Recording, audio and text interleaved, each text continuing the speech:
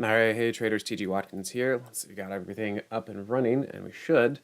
And also, just want to let you guys know that we are in the middle of the the options room open house. There we go. Needed that to open up. We still have one more day if you guys want to register, check it out for free and see what it's like in there. But this is what you guys can do is use this link to sign up for it, register for free, and then you can come check it out. John Carter was just in there. We got all of our good traders in there doing their things. So if you need to, take a screenshot here, rewatch the recording, but that is the link that'll help get you in there. And as I said, we have basically one more day, and you can jump in halfway through today if you're still interested in it. And then as far as me, if you guys like the way that I look and talk about the market, you can get a $7 trial for 30 days into the Moxie indicator trading room. All right, so let's dive into some of the things that we're seeing out there with the market. We're starting to kind of get into an area where I'm expecting a pullback. I think that's that's sounding pretty reasonable. We can look at a couple things in various ways. We are right up here at a previous high, so that's going to be some natural resistance. And we have been watching price and the Moxie indicator diverge from each other. So we should be seeing some sort of dip. Now, the question is, what's going to be happening after the dip? Because let me come over here real quick. Because if we're looking at this, we typically see price at least come down to the 21 EMA first. Even right there, you see it come down to the daily 21, and then we see a bounce. And so really the question is, what's going to happen after the bounce? So initially I am looking for a pullback, but then we want to see what happens after that pullback, because most likely it's going to bounce. And is the bounce going to have weak participation?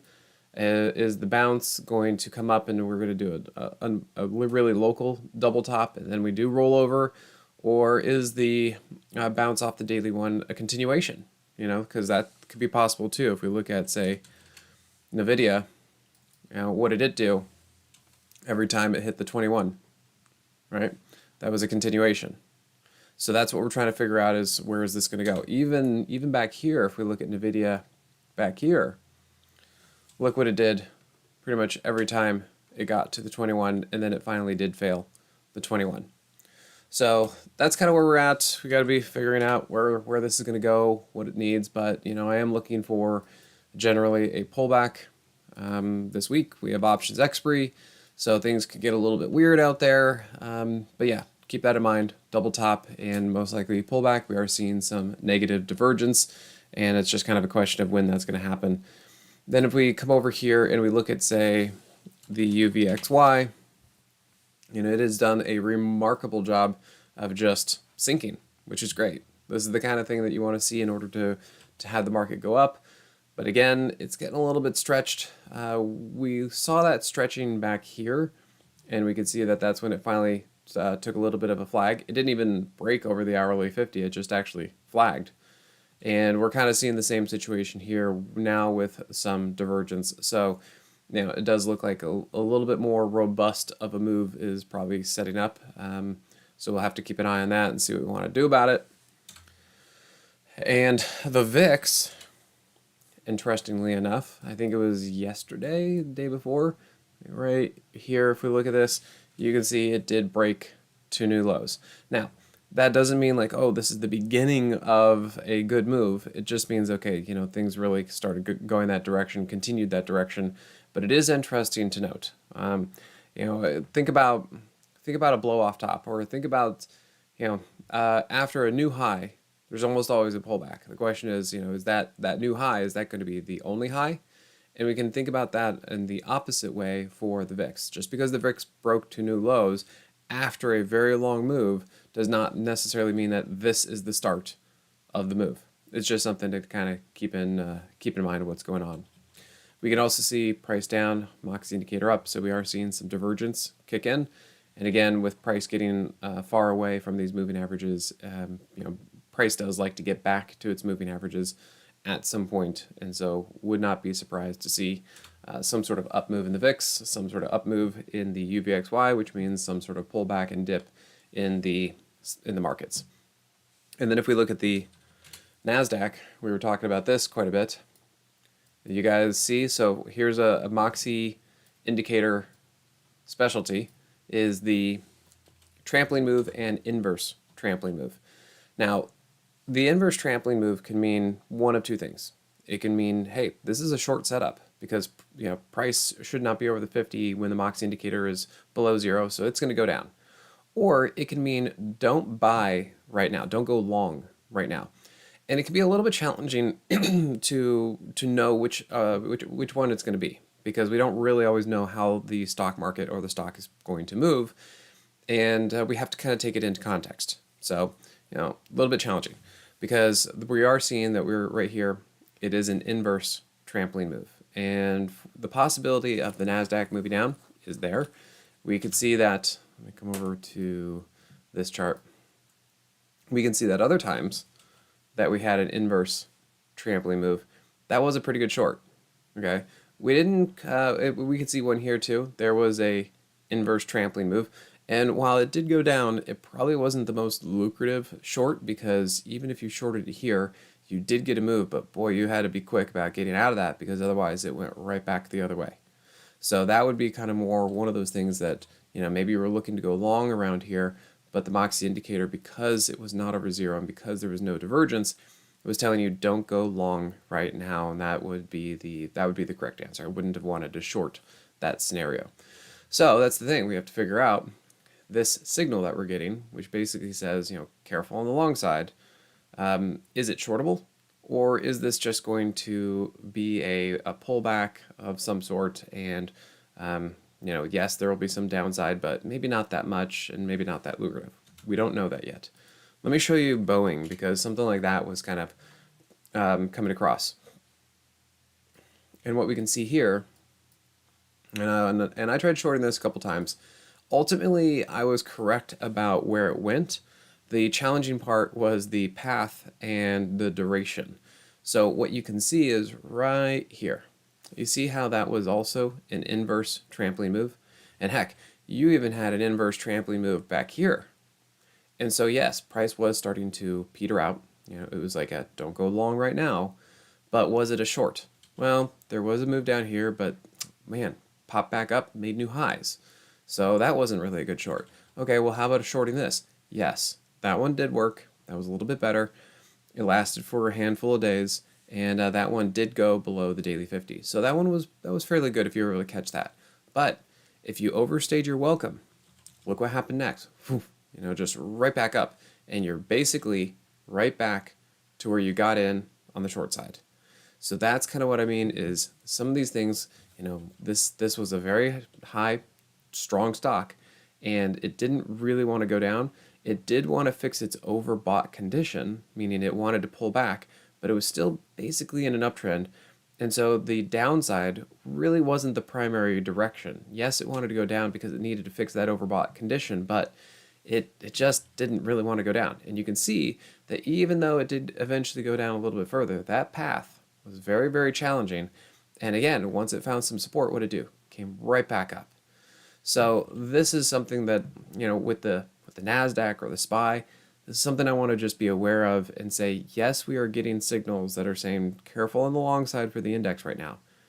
And yes, you could be shorting it. There could be a short move, but I don't want to get into something like this simply because I think that the market's going to really roll over and go down pretty hard. So this is my challenge when I look at the markets, okay? Because they have been up, they've been trending up, and so I'm not entirely inclined to want to short them, because I don't really want to be shorting something that is actually in an uptrend.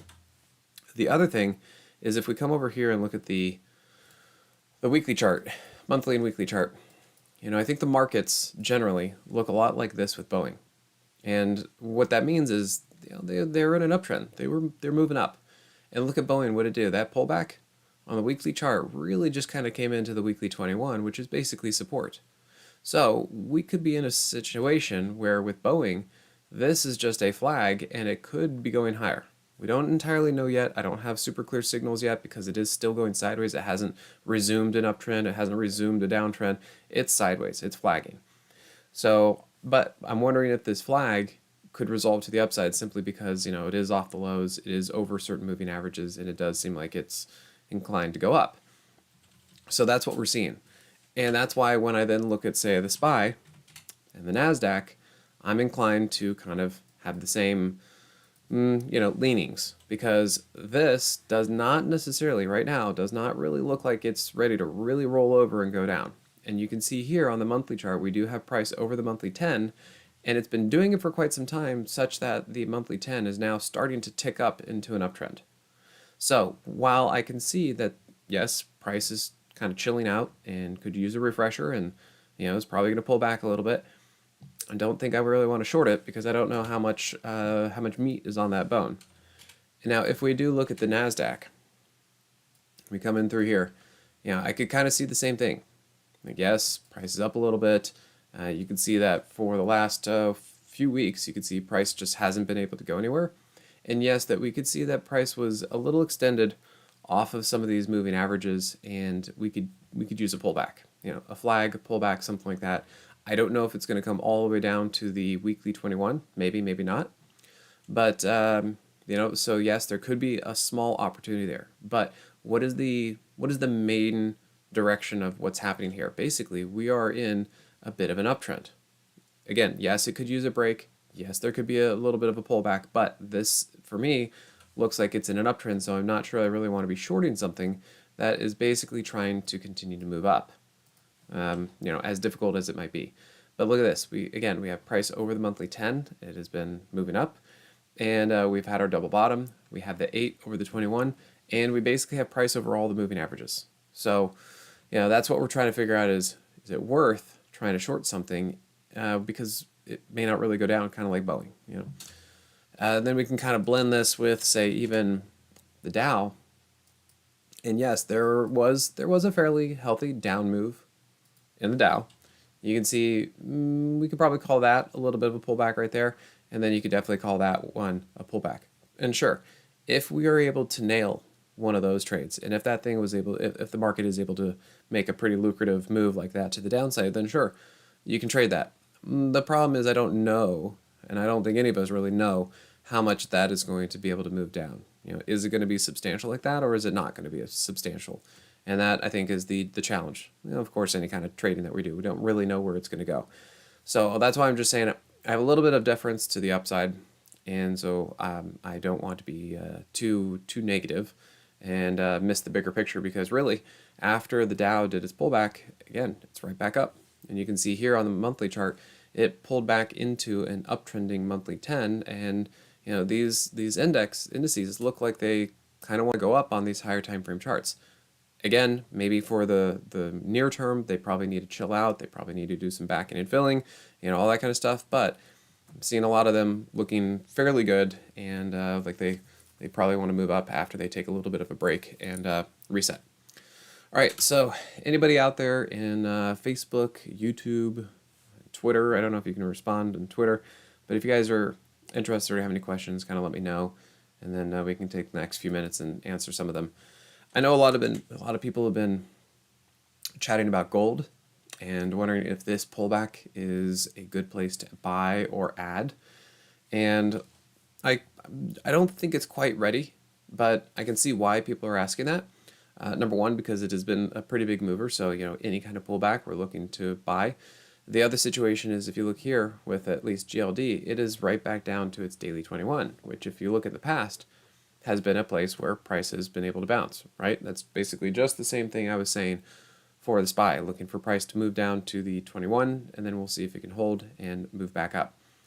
But I kind of look at this and I think, this move was pretty substantial, and I'm wondering if it needs a little bit more time before going back up. One of the ways I look at that is through, say, GDX. And we can see GDX, and I put a line here just because that was the first time. Oops, let's see. I want yellow. Here we go. That was the first time that price started to break below the hourly 50 from this entire move. So that was my little mental note that if I were in a trade, I would exit, and then I would just say, hey, let's let it rest for a little bit. And so you can see here that it is pulling back, but we still have a very wide moving average spread up here on the daily chart. And so I wouldn't expect it to just keep going down like that. But I would expect to come down some here and then start to move up. And then that's, again, the question is once it pulls back, is it going to continue or is there going to be more chop through that pullback? Or how deep is that pullback going to be? And it just looks to me like it could use a little bit more sideways to down before its next leg up. So I'm in the boat where I'm just going to keep watching and waiting this. And I think it needs a little bit more time. And I'm not in too much of a hurry to jump on something like this that has already had a really substantial move and could probably use a little bit more time to chill out and reset. If we look at the weekly chart, you can kind of see the same thing. I mean, look at that gap between price and the moving average. And I think it's going to take some time for that to reset. You can kind of see here how price was able to pull back into the weekly 21, and that was the reset that it needed for the next little move up. So yeah, want to give it some time. All right, let's see. OLLI.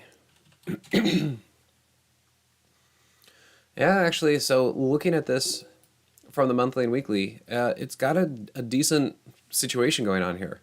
So mark nice eye, you can see that price here is basically sitting on and riding the uptrending monthly 10. So even from the highest time frame, that's looking pretty good. And then on the weekly chart, also looking pretty good. Now, the challenge was that this thing has been going sideways and being choppy for a very, very long time. So trying to find the exact moment can be challenging, but I think you're spotting something. So number one, I like this little dip right there because that was a trampoline move. Remember, price below the 50, but the Moxie indicator above 0 is a trampoline move. And the fact that it then popped up and flagged for a little bit right there also looks pretty good. You've got the weekly 8 over the 21, you've got price over the 50, then you have price over the 30. So yeah, all that is looking pretty good. Let's dive deeper and see what we can see on the lower time frames. All right, so it looks like that was both of them were earnings. Moved down, well, actually one dropped on earnings and then recovered. The other one dropped into earnings and then recovered. So I do like to wait till after earnings, and it's pretty much this reason why I like to wait till after earnings. You can see here there was a drop, here was a drop, so I wouldn't have wanted to be in it during earnings for something like that. And even this one, it pulled back into earnings and then shot up. And, sure, maybe that one would have been nice to be in during earnings, but if you look at all of them, that was a tough one. I mean, it's been a crapshoot, like which earnings are going to be good. So honestly, even though there was a big move after earnings, what did it do? It really, if you look here, it really just pulled back and pulled back. So that's why oftentimes, even if there is a big move on earnings, you just give it enough time and it will generally pull back or flag into support, and there will be another time that you can go snag it. So yeah, that looks pretty good. But I really like there, if you look at the daily chart, it's pulling, or it has pulled back into the daily 21 and the daily 50. And, that's pretty good support. Those are typical moving averages that I look for price to get back into. And in fact, this move down here below the daily 50, but the Moxie indicator above 0, that was a trampoline move. So that really worked out from a Moxie indicator standpoint. And then, okay, so trampoline move here on the daily chart. Look here on the hourly. Another trampoline move. Price below the hourly 50, the Moxie indicator above 0, trampoline move. Now, it had 3 of them, basically. There's 1, there's 2, there's 3. So, this is a challenging stock to want to hold on to. But again, like we said on the weekly chart, it was really just kind of flagging after that dip. And if you look at the daily chart, it really kept holding the 21 and the 50. So, if you can kind of be okay and look at the bigger picture and just say, maybe it's just flagging sideways and you can hang on to it, it looks like this is now working out for you. It's starting to break out a little bit. You can see right here, starting to break out. So yeah, if you're in this thing, it's looking good, looking fine. Everything is shaping up, and this might be the right time, the right moment for OLLI to finally go do something. So yeah, Mark, nice eye. Good job on that one. All right, so Uni, let's see, what would I want to see in the SOXX to take a shot to the upside? So SOXX, let's go there. That is the semiconductors. And let's start again on the monthly and weekly time frame. So remember, generally speaking, this is in an uptrend on the monthly and weekly time frames. The last time that I was looking at a pullback, or a more serious pullback, and I tried trading that for a little bit, was right here. And that one seemed fairly easy because price came up and hit the third ATR, and there was a pretty clear gap between price and the 8 EMA. So I was willing to take something like that. I'm sure the daily chart looked pretty good too. But back to my point where I'm like, hey, even some of these pullbacks didn't really go very far because, well, it's really in an uptrend. That's the same kind of thought that I have currently. So yes, it did pull back, but look what it did. It went to the weekly 21. There wasn't too much meat on the bone there before it went up. And now we might be looking at this again and be like, well, it's still not really going anyplace and it's pulling back, sure. But what if this is really just a big flag? Kind of like OLLI. I mean, OLLI has been chopping sideways for weeks and months. And we don't know if that's what we're going to get into with SOXX. So both shorts and longs could be frustrated for quite some time if this thing really doesn't go anywhere. And that's just going to be the challenge of what we're seeing here with some of these indexes and going sideways. So then we come over here and we look at the daily and hourly chart. And remember, the area where I was willing to kind of short it was kind of right through around here, and you can see there was an inverse trampoline move right there. And we did get a move, boom, there's your little move. But it wasn't much, it kind of came down, really didn't do much, continued to chop sideways. I tried going long, I tried going short, and neither of them worked. And here we are, basically right back to square one. Okay, so this is a little bit why I'm not super thrilled or super interested to try and short something like this. Yes, we are getting those signals, and yes, price could move down. People could be making money on the downside with this, but for kind of what I'm looking at, I don't really want to be stepping into something that looks like it's going to continue to chop. So what would I look for in order to get long? Well, basically all the Moxie stuff. Like, let's take a look back here.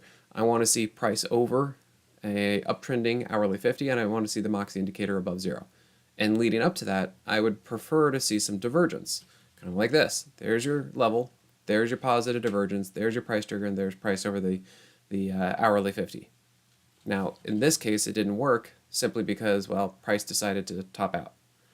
So, Uni, if the semis do decide to come down a little bit, that would be good because it would be a good refresh. It would be a low buy, and that would be good. But what we're going to have to see is we need to see price go down. We need to see divergence on the Moxie indicator, and then we need to see price get back over some moving averages and then hold it. It's just really wash, rinse, repeat. We just need to wait till we see that. So yes, those of you who are looking to short SOXX with SOXS, all the pieces are aligned. Yes, they are aligned in order for this to go down. How far are they going to go? I don't know. Are we going to be in chop? Possibly. Play it as lies, see how far it goes, because yes, this is not a long entry right now. So I would be leaning towards the short side on this near term. I just don't know what it's going to look like, how far it's going to go, and all that kind of stuff. And so I'm a little bit, hesitant about it. All right, so let's see, Joe, looking at ORLY, long. Oh, nice. Man, I've never traded the stock, mostly just because it's so expensive, and yeah, it's just never really been something that I've looked at. But I go shopping at them all the time. I'm a big car guy, so I like to work with that stuff. So Uni, if you wanted to see kind of like what we're looking for to go long on the SOXX, there's your double bottom, there's some divergence, there's the Moxie price trigger, and there's price following the hourly 50. If the semis can do that in the next few days, weeks, months, like whatever it takes, that's what I want to look for. And dare I say here on this is earnings, but look what earnings did. Double bottom, positive divergence, even a trampoline move, and then price got up over the hourly 50. So that's what we're looking for. And I guess even to my point, think about this. If the semis do decide to move down, yes, this was a down move for ORLY, O'Reilly's. But was it the most lucrative? Maybe you could make some money off of that. But really what this looks like, this was a pullback and an uptrend. And this is why I'm a little bit hesitant to want to short something like SOXX, because yes, it could be going down, but if you get the timing wrong, or if this thing really actually wants to go up, it's looking for the next best opportunity to go up, and it could do it with force. So I'm just trying to see if that's what's happening here. And you can also see that there was an overall double bottom right there. So Joe, great call on this one, but right now is not the greatest place to get in. This is looking very overbought. It's way, way, way up here, and this thing has had a heck of a move already. If you were starting to look to enter a position up here, you're very late. You're just late. If you were able to get it down here where the Moxie price trigger fired, that's awesome. Good job. But I would be looking for a more substantial pullback and flag or something like that on O'Reilly's. This thing is it's done great, but that does not mean it's a good time to get in. You've already kind of missed that trade.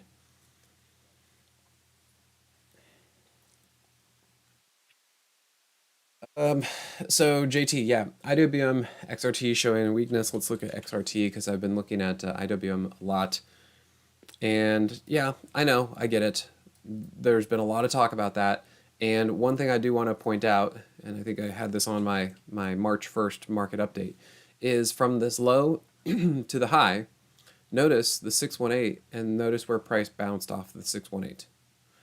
And notice that we are trying to get back over and stay over the monthly 10. It's not exactly doing it, but we are still essentially putting in higher lows.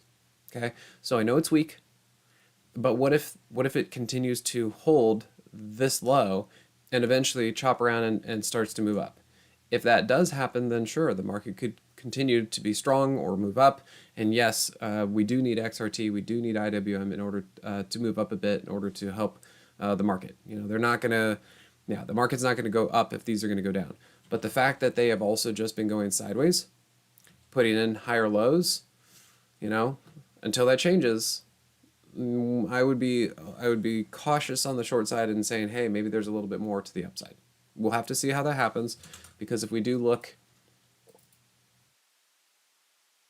if we look in here, I do want to make sure that this hasn't come down and then we're going to go sideways and continue to get rejected and go lower. That is something I'm going to be watching. I'm watching the IWM for the same thing.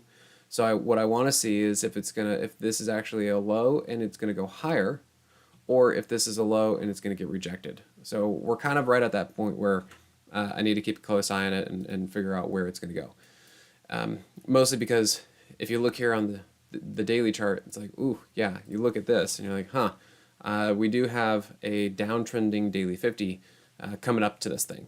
And so I don't have a clear answer yet, because this could be a bear flag. If price is going sideways right into the underside of a downtrending daily 50, we could move down.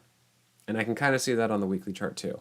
So that's why I'm looking at that and being like, gotta be careful with that.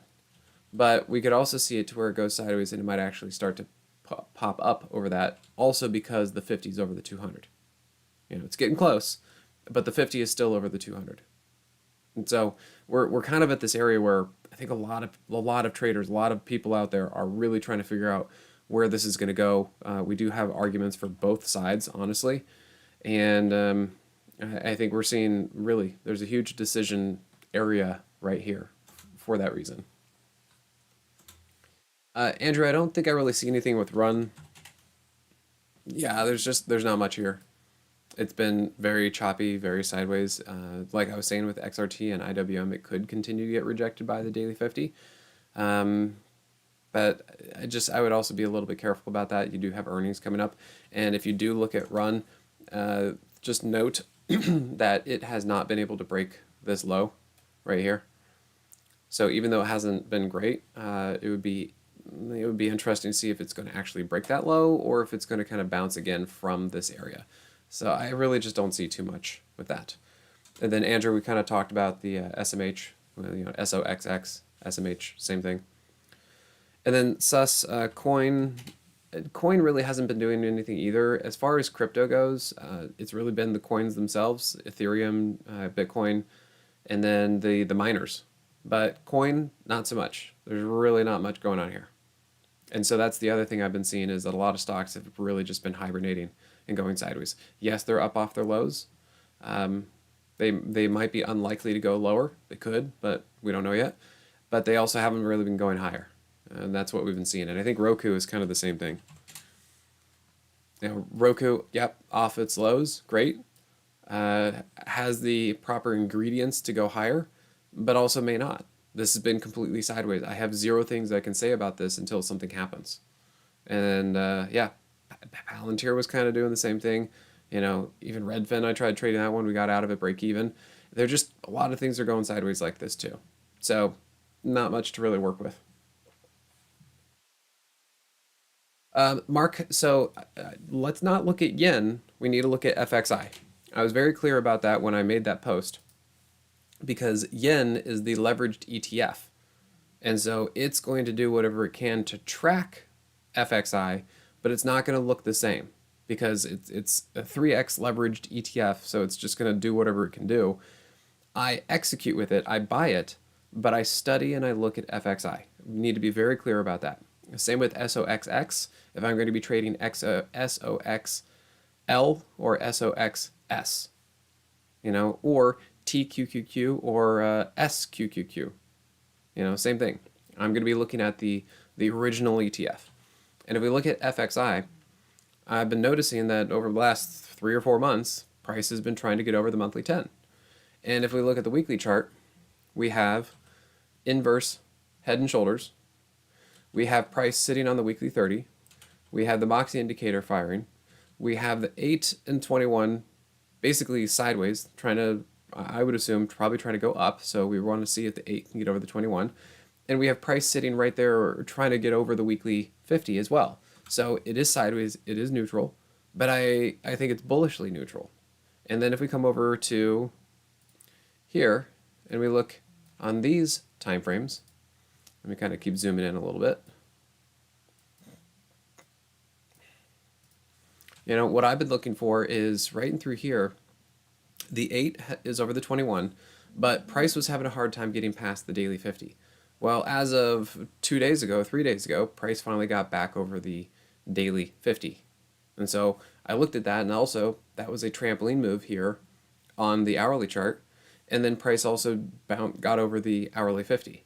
Now, I'm okay. I figured it's still going to take some time to chop around because, well, it's not exactly in a trend yet. But this could be the beginning of it because, well, this is sideways. And we do have the 50 over the 200. And we do have price getting past the daily 50. So if this sideways action can finally catch some strength or catch some support and move up, that is where I would be leaning towards. So, you know, study FXI, don't study yen, because you know, I think we're, you know, if we're correct, let's look at yen, and you know, it may not really make much sense. Yeah, because if you look at yen, you're like, yeah, that doesn't really look that great. Like, sure. However, I could say leg, heel, arch of the foot, ball of the foot, Moxie price trigger, and then I'd be looking to the upside also. So it's a little bit there, but you're right, it doesn't look as great, and that's because I'm not looking at yen, I'm looking at FXI. And in fact, yen, this could be considered a trampoline move on the daily chart, and still a trampoline move on the hourly chart. And we do have the hourly 50 over the hourly 200.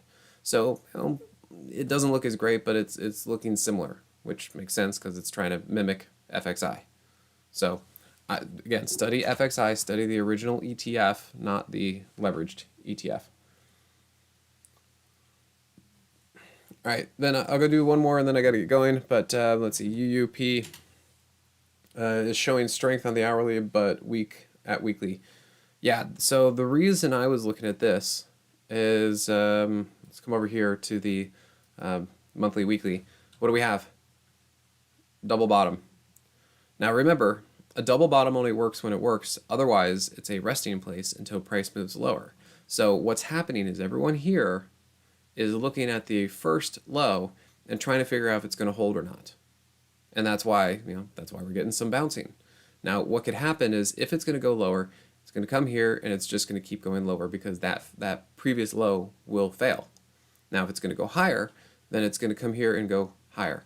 And we can't really tell what it's going to do here on the weekly time frame, but if we come down to, say, the daily and hourly, this is where we start getting a little bit more of a picture. And again, right now it's still kind of sideways. Yes, I see that the Moxie indicator is up and firing, but we still have a downtrending hourly 200, and we still have the 8 below the 21. So I don't have a clear answer yet. it could still move up a little bit further, but then roll over. And basically what's happening is here, everyone's looking left and trying to figure out if that first low is going to hold. So yes, keep an eye on it. Let's see what it's going to do. No super clear answers right now, and we'll just have to kind of see where that wants to go over the course of time. All right, guys, remember we are running a special. Let's see if my thing is going to pop up. Anyway, yeah, we're doing a free open house in the options room. Let's see, why isn't this opening up? I got too many things running on my computer sometimes. There we go. So we're doing an open house. It started yesterday. It's going to run through to tomorrow. So if you guys want to jump in there and take a look and see what our traders are about and how we do things, we do have the options room open for 3 days for free if you guys want to do it. And here is the link to register for free. So check that out. And then if you guys are interested in the way that I trade, you can come over here to the Moxie Indicator Mastery Trading Room and you get a $7 trial for 30 days. All right, everyone. Thanks again, and we will see you next week. Take care.